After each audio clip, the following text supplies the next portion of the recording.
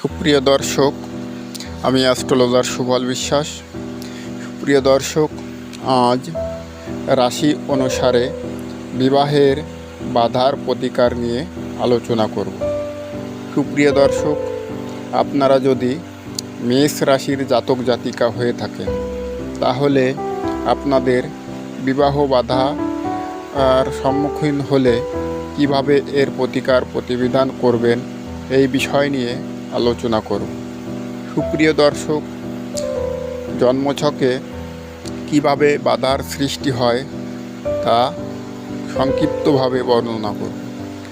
ধনপতি ও সপ্তমপতি শুক্রাচার্যের পাপগ্রহ যুক্ত, পাপগ্রহ দৃষ্ট, সেই সঙ্গে মাঙ্গলিক বাড়তে বাড়তে এক পর্যায়ে এমনই হয়ে পড়ে মনে হয় আর বিবাহ সম্ভব না।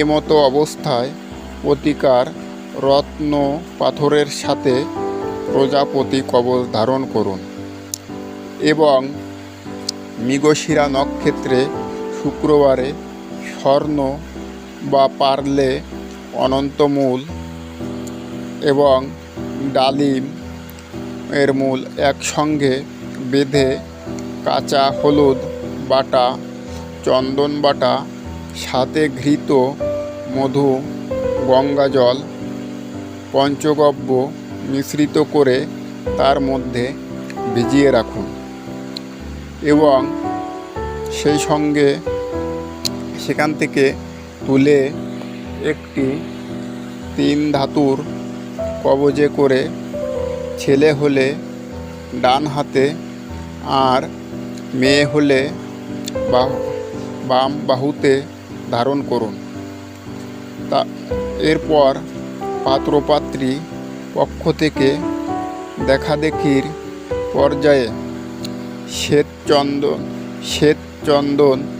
শ্বেত লজ্জাপতির শিকড়, অসলত গাছের শিকড়, মানকচুর শিকড় একসঙ্গে বেটে কপালে ও মাথায় লাগিয়ে পাত্রপাত্রীর দেখাদেখি করালে শুভ ফল প্রাপ্ত হবে, অর্থাৎ তাদের বিবাহ কার্য সুসম্পন্ন শীঘ্রই হবে।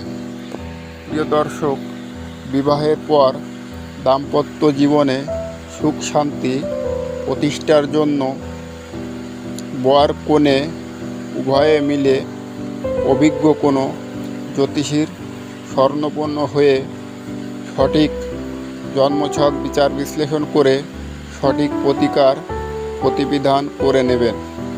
দেখবেন সুখে শান্তিতে জীবনযাপন করতে পারবেন। সুপ্রিয় দর্শক, আমার এই ভিডিওটি যদি ভালো লাগে তাহলে লাইক, শেয়ার, কমেন্ট করে আপনাদের মূল্যবান মতামত জানাতে পারেন। সুপ্রিয় দর্শক, সরাসরি আমার চেম্বারে দেখা